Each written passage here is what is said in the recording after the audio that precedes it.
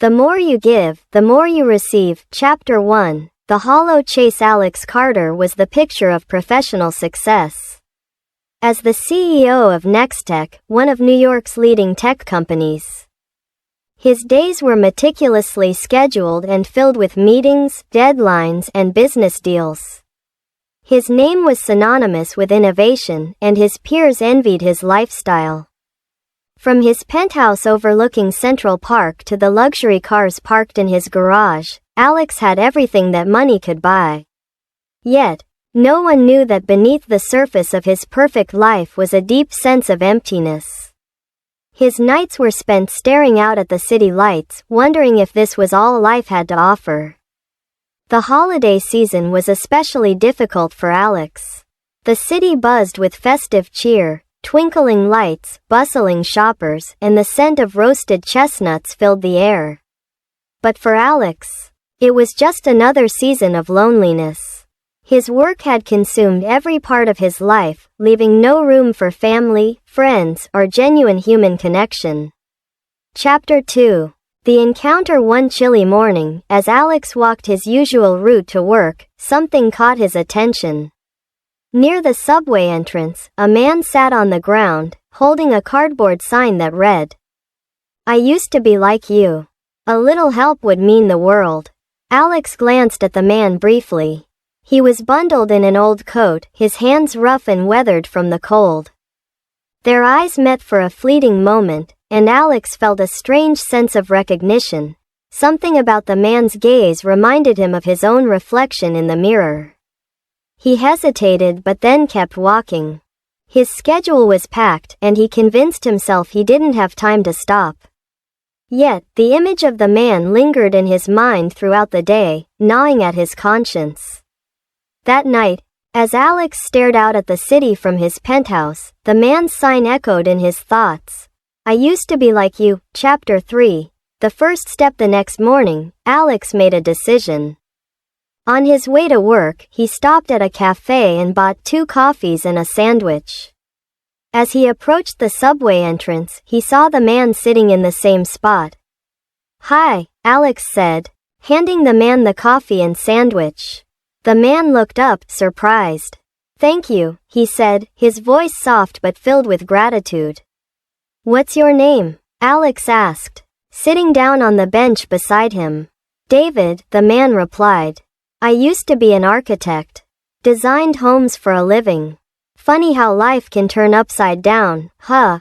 Now I'm just trying to survive." Alex was taken aback. An architect? He had expected a different story. "What happened?" David sighed. "A string of bad choices, some bad luck. And a few people I trusted who let me down. Lost my job, my savings, and eventually, my home." Alex listened intently as David spoke. For the first time in years, he felt truly present in a conversation.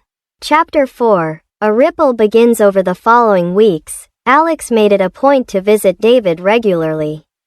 He brought him meals, warm clothing, and spent time listening to his stories.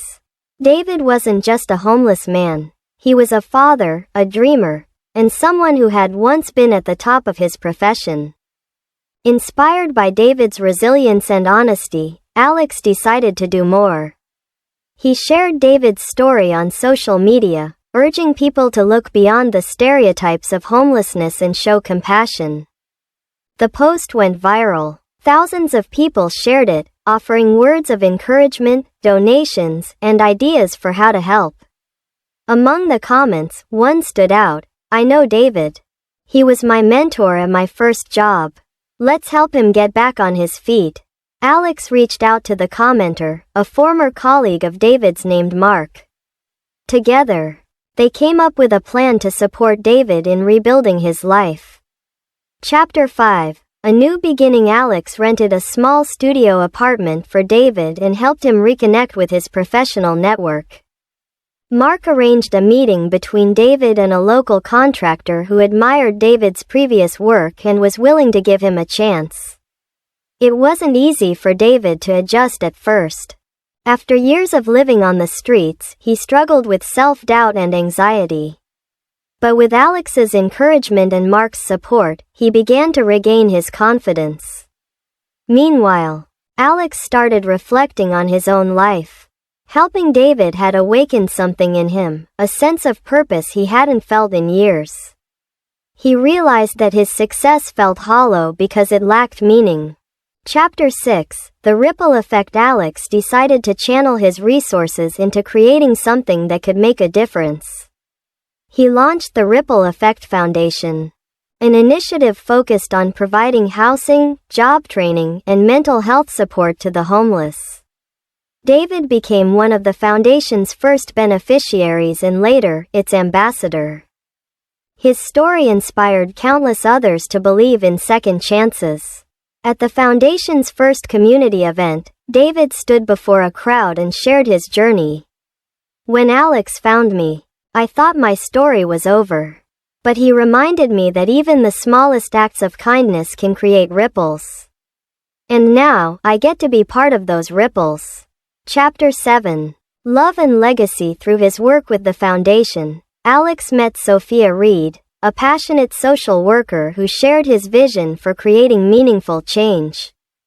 Sophia's unwavering dedication and warmth captivated Alex, and their professional partnership soon blossomed into a deep friendship and eventually, love.